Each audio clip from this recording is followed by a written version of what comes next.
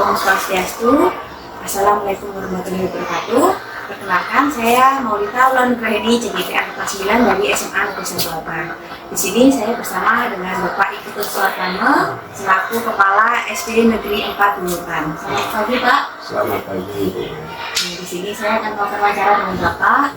Nanti saya akan ajukan 8 pertanyaan, Bapak. Nah, nanti akan saya catat jawabannya. Untuk pertanyaan pertama, bagaimana selama ini Bapak dapat mengidentifikasi kasus-kasus yang merupakan dilema etika atau bujukan moral?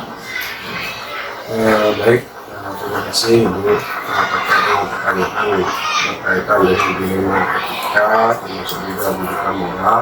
Ada beberapa kasus yang mungkin muncul di sekolah kami ya, berkaitan dengan salah satunya adalah kedisiplinan siswa dalam hadir ke sekolah. Nah, tentu karena siswa di sini dari latar belakang dan jarak tempuh siswa yang lumayan, ada yang dari pegunungan, ada yang dari pantai, kan dekat-dekat pantai. Nah, tentu membutuhkan waktu ke sekolah. Nah, jadi kami menyesuaikanlah kedatangan siswa tersebut. Memang dari segi aturan kan tetap ada batas waktunya jam 7 sudah di sekolah. Tapi kalau ada keterlambatan, nah di sanalah kami menyesuaikan dengan kondisi keadaan jarak tempuh siswa ke sekolah tersebut. Seperti itu kami. Kalau misalnya ada keterlambatan lagi sedikit, nah itu kita lihat memang jarak rumah ke sekolah jauh, kita bijaksanai lah. Seperti itu.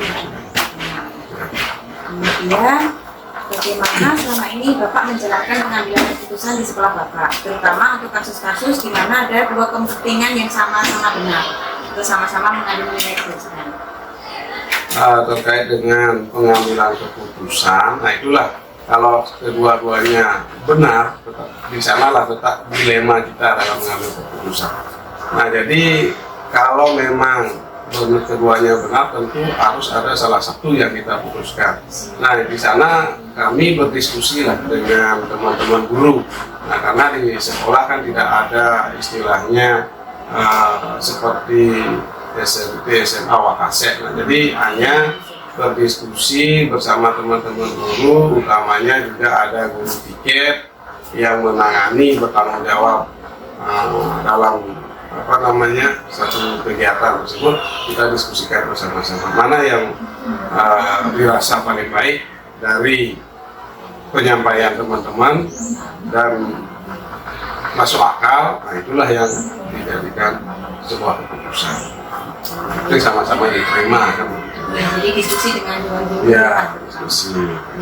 Kemudian langkah-langkah atau prosedur seperti apa yang biasa Bapak lakukan selama ini? Langkah-langkahnya yaitu jika ada dalam hal pengambilan keputusan itu, nah langkah-langkahnya ya kami kan menyampaikan kepada teman-teman guru. Jadi di awal itu sampaikan ada permasalahan seperti ini, bagaimana caranya memutuskan, sementara kita dalam situasi dilema. Nah, itu kita diskusikanlah bersama dengan teman-teman guru. Kemudian hal-hal apa saja yang selama ini Bapak anggap efektif dalam pengambilan keputusan pada kasus-kasus dilema? Nah, untuk efektif dalam mengambil keputusan adalah itu komunikasi yang baik antar teman. Jadi komunikasi itu sangat diharapkan. Karena kalau sudah terbuka, kemudian permasalahan itu disampaikan juga secara terbuka, lebih gampang lah kita untuk mengambil keputusannya. Karena sudah sama-sama komunikasi yang baik terutama. Kemudian hal-hal apa saja yang selama ini merupakan tantangan dalam pengambilan keputusan pada kasus-kasus dilema? Nah, tantangannya salah satu contoh misalnya ada kasus jika siswa memiliki kemampuan di luar kompetensi pembelajarannya. Nah, pernah ada kasus ini, anak tersebut kurang dalam hal membaca. Nah, tetapi di satu sisi dia punya bakat dalam hal bernyanyi. Nah, jadi karena ada pertimbangan tertentu, bernyanyi saja dia bisa kan. Nah, berarti ada tahap pembelajaran lah untuk meningkatkan kemampuan membacanya. Nah, jadi tantangannya ya kita dihadapkan pada dua hal yang berbeda. Di satu sisi dia kemampuannya kurang, di sisi lain memiliki kelebihan. Di sanalah kita perlu pertimbangan. Kemudian, apakah kalau Bapak memiliki sebuah jadwal tertentu dalam sebuah penyelesaian kasus di etika, atau apakah Bapak langsung menyelesaikan di tempat atau memiliki sebuah jadwal? Terkait dengan permasalahan yang ada di sekolah, yang pertama itu jika langsung ditemukan permasalahan, kita panggil siswa tersebut. Nah, kita ajak apa sih permasalahannya, tanyakan. Nah, jika permasalahan tersebut belum bisa terselesaikan, nah tentu ada tahapan berikutnya. Kami diskusikan kepada Pak Ibu Dewan Guru yang lainnya, bagaimana ada permasalahan seperti ini belum bisa terselesaikan. Jadi tahapannya dari pemanggilan anak, kemudian diskusi kepada teman-teman guru, kemudian baru kita duduk bersama kembali untuk mengambil keputusan. Oke, Pak. Kemudian, apakah ada seseorang atau faktor-faktor yang selama ini mempermudah atau membantu Bapak dalam pengambilan keputusan? Dalam hal ini ya, jadi kami di internal sekolah karena juga keterbatasan guru dan memang tidak ada istilahnya tugas-tugas tertentu seperti di SMP, SMA ada BK.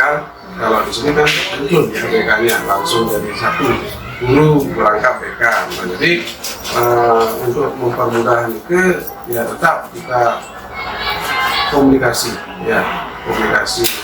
saling berbagi agar sama guru untuk mencari solusinya. Kemudian dari semua hal yang sudah disampaikan tadi, pembelajaran apa yang dapat Bapak petik dari pengalaman Bapak dalam mengambil keputusan?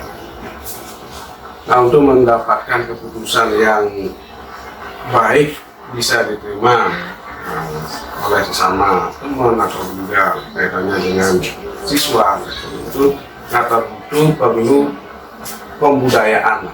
Bagaimana kita mengambil keputusan itu supaya ada budaya yang tetap kita bisa jadikan acuan untuk pengambilan keputusan berikutnya.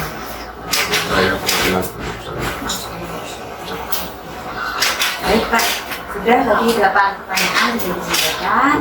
Semoga jawaban ini dapat memberikan masukan dan manfaat bagi kami selaku CGT. Terima kasih. Terima kasih. Mohon maaf juga jika jawabannya sudah jangan menguatkan Pak. Baik. Om Santi Om. Wassalamualaikum warahmatullahi wabarakatuh.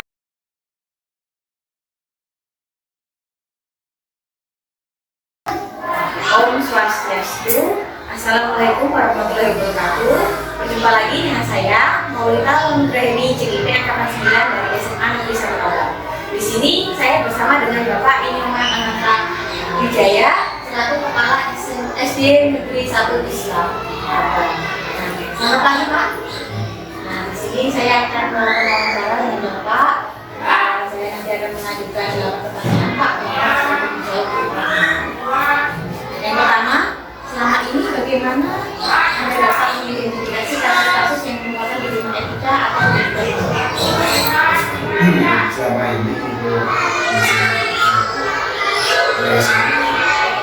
siswa itu pertama anak-anak kelas 4-5 ini sering melakukan kepada temannya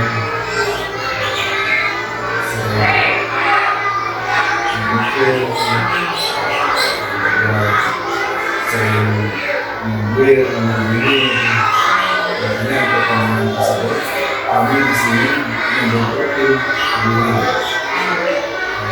tim itu dari Indonesia sebagai makanya pelaksanaan selama ini setiap ada kasus ketika tersebut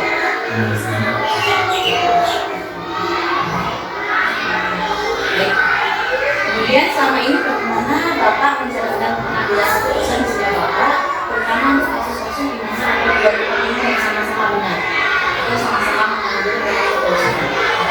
Nah, di sini kami melaksanakan masalah karena dimana setiap orang itu merasa selalu benar. Makanya melalui masalah itu kita mendapatkan keputusan mana yang kemungkinan sama-sama baik, apakah menurut si A itu baik, menurut si B itu baik, kita putuskan sama biar mendapatkan hasil yang baik.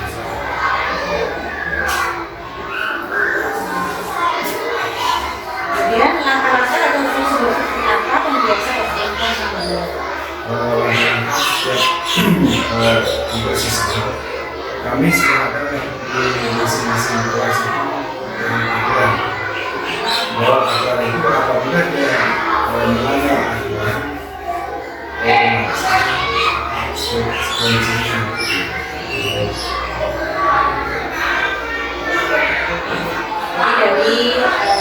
setiap kelas yang berbeda setiap kelas.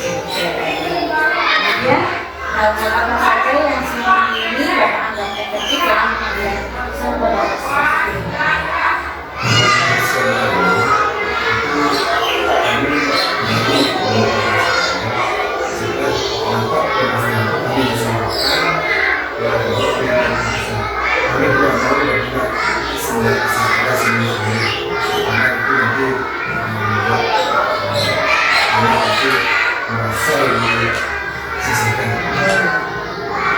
ini kalau misalkan ada maksudnya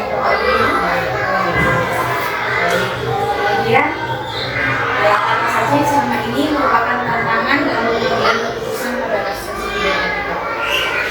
dalam hal ini kami harus mengambilkan kemudian yang secara pribadi kemungkinan ada dianggap mendorong padahal itu sebenarnya tidak harus contoh umpamanya anak memukul teman, tapi itu juga harus menghadirkan orang tua. Yang pertama kami berikan secara lisan anak tersebut apabila dua kali melanggar maka melakukan kesalahan yang sama kami harus mengambil. Kemudian apakah Bapak memiliki sebuah jadwal tertentu dalam sebelum saya kasih di atau apakah Anda langsung menyelesaikan di tempat atau memiliki jadwal yang sedang? Kalau masalah jadwal itu tergantung masalahnya apa. Dijadwalkan dengan kader pemasaran itu tidak pernah ada kan otomatis. Tergantung kapan muncul masalah-masalah besar. Kemudian, adakah seseorang atau tokoh apa yang selama ini mempermudah atau membantu Bapak dalam mengambil keputusan? Nah, kalau di sini kami sudah mengetahui dengan masalah tim kita nanti itu sangat penting mungkin kita menggunakan pihak sekolah dalam penyelesaian. Kemudian dari semua hal yang telah Bapak sampaikan tadi, pembelajaran apa yang Bapak dapat petik dari pengalaman Bapak mengambil keputusan? Nah, di sini kami berarti setiap permasalahan itu tidak harus langsung diselesaikan. Kami harus menunggu masalah pertama itu menunggu yang lain untuk menyelesaikan. Yang kedua, kami juga harus mengundang orang tua apabila permasalahan itu sangat selesai.